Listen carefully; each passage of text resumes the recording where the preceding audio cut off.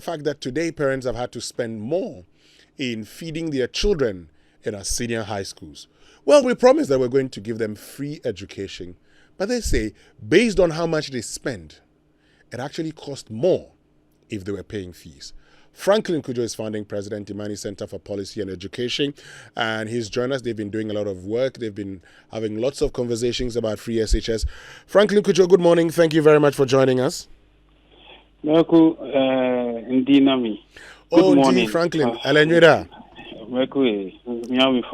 Oh, Mauta Milenweda. That's how much I can speak. I know you're Guan, so I can understand. The man from Lolobi. But let's get into this free SHS conversation. And you've done a lot about it. You've had your own concerns and how it should have been done. There you have it in front of us.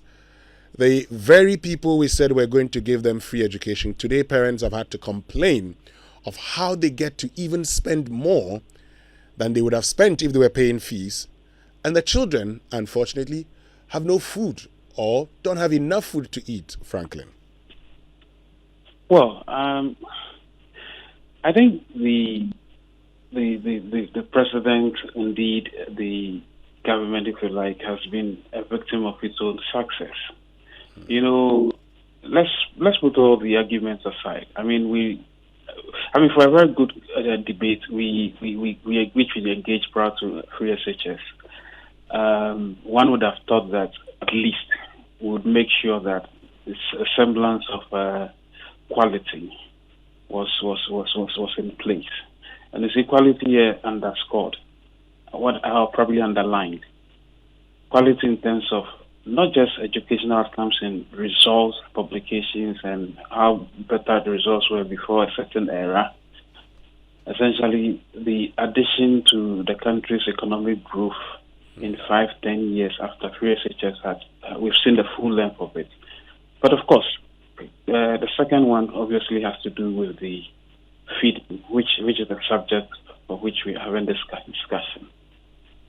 I do not understand why we didn't think that when we were deploying this policy, at least at some point, we should have made minimal room for the involvement of parents.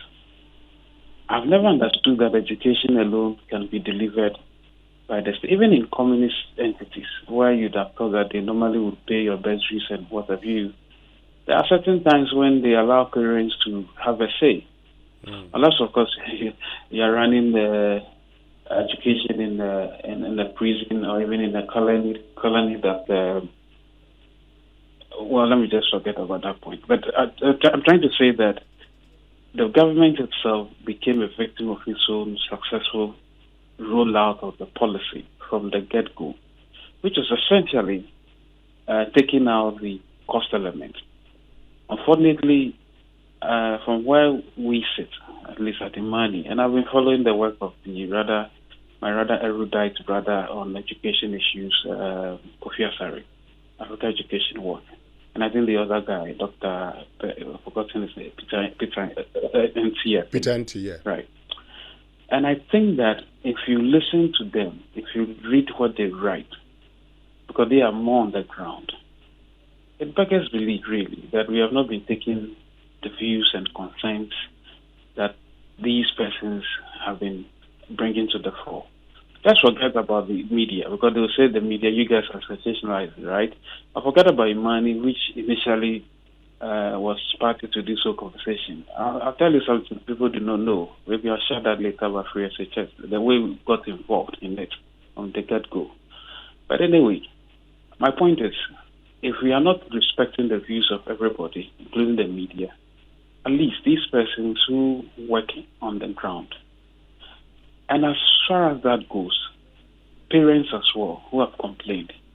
Look, even before the head prefect, the head girl at was it Wesley Girls? Yes, was asked to speak about the policy and the challenges they're having. I'd already gotten so much information from parents at Wesley Girls. I don't have any word at Wesley. Not do I have friends who have worked at Wesley. But I kept getting constant reports from schoolmates way back from the university who had the awards, and were complaining bitterly that, look, it's not all well. And I said, well, you guys are even middle class, and if you are complaining this much, it only beggars believe what would be happening in other less endowed schools, right? So I started by saying that the government and maybe the president became a victim of his own success. But Franklin, I mean, how do you become a victim of your own success when, well, you see, when the very scheme that you've put in place has these numerous challenges? Well, let me explain. You know, when free SHS, even before it was rolled out, it was an election seller, a winner. Sure. You remember? Yes. It was one of the major reasons why they won the elections. So right there, from get-go, you were already successful because you won power largely on the basis of a free SHS. Okay. Then you come in, you start deploying, you start paying fees. Somehow it was successful. But along the way, you realize that it was important. First of all, there was even no policy guideline or paper to implement the policy from the get-go. We kept asking for it until somehow we managed to get something that resembled the policy. Then you went ahead. People kept telling you. Parents kept complaining. Headmasters were complaining. Some of them were being mishandled, right? The other will be thrown off from, what's it called? Taken from their schools or just punished. There was some sort of silence that was coerced. And I thought that for a policy that was hugely successful as an election winner, and even from these first, in its embryonic stages, you were paying fees. What did you miss when it comes to just taking stock and listening to what people are saying? That's why I'm saying that they are victims of their own success. I mean, maybe the expression may not be fully explained, but at least you got the background of which I'm delivering this particular verdict. Having said so, I think it is unconscionable for headmasters to remain mute for these kinds of things to continue. I do not understand why Wesley girls or most of our schools should be reduced to what I call refugee status. Not that refugees are not humans, but you know, you cannot be internally displaced in your own school. That's the way I see all these persons. Either they're sleeping on the floor. Wesley girls ahead, the capacity was beyond more than 50% of the population, actually 100% of the population. And some of them were sleeping on the bare floor. Parents had to visit them with food and all of that, which is one leg of what the documentary is suggesting, which is what you recently commented on, the cost, right? So all of these things have come back as feedback. It only meant anybody who is serious would have just taken all these in and said, look, guys, yes, we started this policy. There may be challenges, and there are challenges. Let's burden share. I think the former finance minister was spot on when he asked that famous question. Why should I, as Minister of State, even though I'm a supporter of free SHS, take my word to Achimota and not pay anything at all?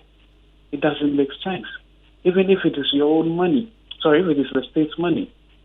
You know, one of the famous principles that I've come to live with, I'm sure you are quite aware of that, celebratory. The tragedy of the commons. You know, what belongs to everybody tends to fall into disrepair. Yeah. But what belongs to you, you tend to take care of. And to the extent that that duty of care is absent when it is someone else's money that is being applied for everything, especially in the public square, it's just not fair. So I think rather than sound too, and again, I'm not even criticizing. I'm just saying what exactly is the case, right? I mean, this time nobody can be accused of playing politics at all. These are real livelihoods. These are real humans that are involved. And we're talking about the growth of a child. You cannot be eating those times when I was in St. Mary's, Lulubi, even the gas we had, compared to what I saw on TV with this research, it's like light and day. That cannot happen in a country that is supposed to be progressing, right? So let's ask parents to be part of the process, and I think parents are willing. You'll be surprised. The assumption that all parents are indigent is not true. There are parents who value education and be willing to at least support a little bit. Let's allow them to do that. I mean, this is a party, I suspect the NPP, they call it development in freedom. It's not development in coercion. But talking about development in coercion, Franklin, you've advised that the headmasters cannot be silent under the circumstance. Unfortunately, they fear victimization. So what do they do? Yeah, but that's the point I'm making. So you cannot coerce, you cannot prevent people. And I feel the headmasters, but maybe a few brave ones should break loose. I don't know, but certainly if I were a headmaster, I don't think I'll be cajoled into silence. I may probably face the wrath. But I think for goodness sake, they should also speak up. And if they speak together, I don't think you can en masse dismiss them. And I'm worried. So my good friend, the education minister, he's a very excellent brain. I think he honed his skills in the state. I do not believe for once that any part of the state, even in decrepit black communities where you'd have thought the state was not interested in their development, would we allow these kinds of things happen in the states where he honed his skills? So he should also speak up, and I'm saying he should speak up because we cannot just be talking about the good side of passing examination. And examination, schools is not just about passing marks, not really. Education must actually pass through you, and feeding probably is one of them. In any case, I may make another point, and I think I've made it long ago. Maybe we should start looking at this whole boarding concept again, really. Even though feeding can be done during the day as well, and may also affect the safe quality that we are talking about. But maybe we should start looking at this whole boarding concept and start looking at community day schools and build model schools in almost every nook and cranny of this country so that we can have people attend school, so that parents can at least take part of the burden in providing quality food. What we are doing it's just not nice. How do you say it in Navy? Talking about parent involvement.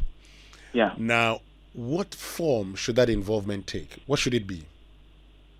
Well, I suspect that if it costs, let's say 1,000 Ghana cedis a term to feed a ward in school, we can come to some permutation and say, okay, for those parents who can actually afford, we should probably make it maybe 64 or 70-30.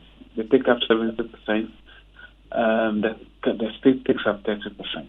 For those who cannot afford at all, we'll do cross-subsidization and then ensure that at least they are taken care of. And whenever we said this, people say it's difficult. It's not true. There's a reason why you, Winston, Mama V, myself, and many other people who may be a little blessed who are not on the LEAP program, because LEAP did proper means testing and targeted people, right? We can do the same thing. And I recall when I was in sixth form, even O-level, when I got a government scholarship because of my, my common entrance performance, I thought that system was already in place even in schools, right? And for those who could not even afford, I remember very well, Pope Jones, sixth form, you would come as a parent, they assess you, and then somehow, you are given some sort of respite. It can be done. This means testing can be done. It's not true that it cannot be done. And of course, the scholarship secretariat can come to the aid of persons who would have otherwise been unable to afford the education because they are indigent. So there are different models, really. I do not believe that we cannot do that. And this principle I'm telling you, I'm sure you hear it all the time with some of these commercial branding, adverts and all of that stuff. It's there. It can be done. Okay. But then the other challenge would be the supplies to these schools, food supplies. So currently, the National Food Buffer Company would have to do that, the buffer stock. Now, they get people to supply these schools. My brother. Yes, Franklin Cudjoe. Let's not even get into that business. This business of the states, and again, it leads to all sorts of corruption. Why don't you give students vouchers denominated in the cost of a meal, whether it's 40 pesos or 1 cedi? Have those vouchers. Let anybody who is trained come and sell food to all students in the school. I mean, why are we doing backward things? Again, back in O-level St. Mary's, well, there was food in the dining hall, but there were people from the lobby who used to come and sell food, and we decided to buy based on how good your meals really are. If you want to help me, denominate that in vouchers. Let them redeem the vouchers at the state entity. These private vendors who provide the food, as long as they are tested for quality and hygiene. And that's it. This whole business of creating bureaucracies are just avenues of corruption, procurement scams, and ultimately a toll on the economy, because there'll be debt that will not be traced to anybody, but traced to people who have made cuts here and there. It doesn't make sense. It's easy. Just do that. That's what I'm saying to you, that even in communist entities, the communist blocks, they used to have a chip system where you redeem. So what are we learning from our own devious ways? No buffer stock, anything. We should cancel that out. Okay. Let everybody provide, let them sell the food, go and redeem your money from a state entity, as long as you can prove that the chip has a system, embedded system that can check against fraud. That's all. Okay. After all, we're not talking digitalization. Franklin Cudjoe, thank you very much for joining us this morning. That's our time would allow us. Franklin Cudjoe is founding president, IMANI Center for Policy and Education.